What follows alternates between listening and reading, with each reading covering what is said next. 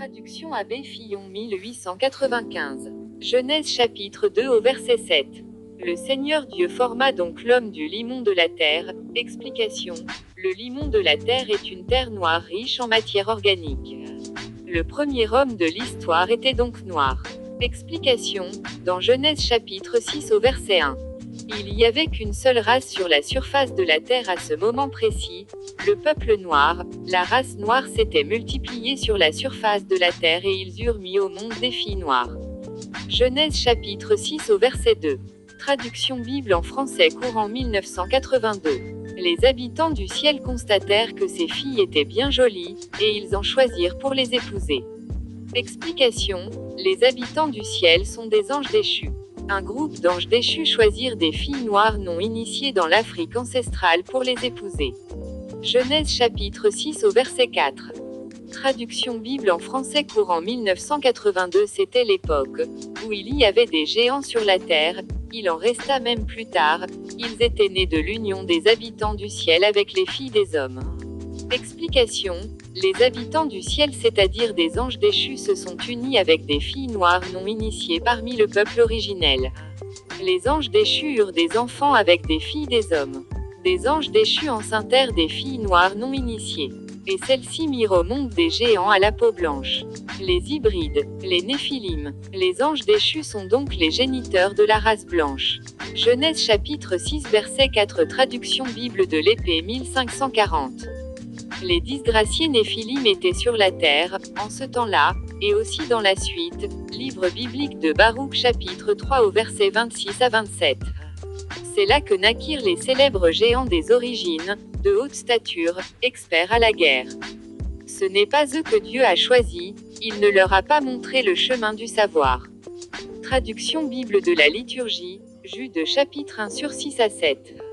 Des anges n'ont pas gardé la dignité de leur rang, il en va de même pour Sodome et Gomorrhe et les villes d'alentour, elles s'étaient livrées à la prostitution. D'une manière semblable à ces anges-là. Et elles étaient allées avec des êtres d'une autre nature. Explication. Des anges déchus ont eu des rapports sexuels avec les filles des hommes. Un groupe d'anges déchus choisirent des filles noires non initiées dans l'Afrique ancestrale afin d'avoir une descendance avec elles sur la surface de la terre. Donc, des anges déchus eurent des rapports sexuels avec des filles noires non initiées et elles furent engrossées. Dans la suite, elles mirent au monde des enfants hybrides à la peau blanche. Les blancs sont des néphilim. Les blancs, c'est-à-dire la race blanche, sont des enfants des anges déchus. La race blanche sont les géants dont parle la Bible. La Bible parle de l'origine de la race blanche dans Genèse chapitre 6 au verset 4.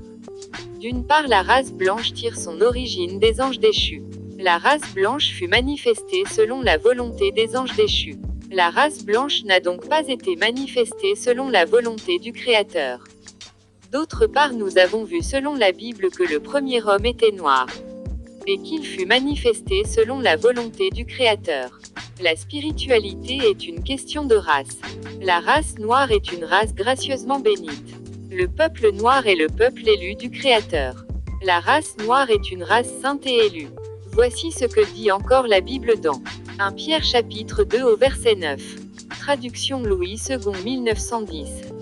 Vous, au contraire, vous êtes une race élue, un sacerdoce royal, une nation sainte, un peuple acquis, afin que vous annonciez les vertus de celui qui vous a appelé des ténèbres à son admirable lumière. Traduction Abbé Fillon 1895. Deutéronome chapitre 7 au verset 6. Parce que vous êtes un peuple saint et consacré au Seigneur votre Dieu. Le Seigneur votre Dieu vous a choisi, afin que vous fussiez le peuple qui lui appartint en propre d'entre tous les peuples qui sont sur la terre. Il s'agissait d'un court résumé sur l'origine des races. Pour plus éclaircissement, rendez-vous sur la chaîne YouTube de Zulu Lassan, le seul enseignant mandaté, le seul véritable enseignant. Zulu Lassan est initié en chef consacré et expert en combat spirituel. Il est le maître de la haute connaissance.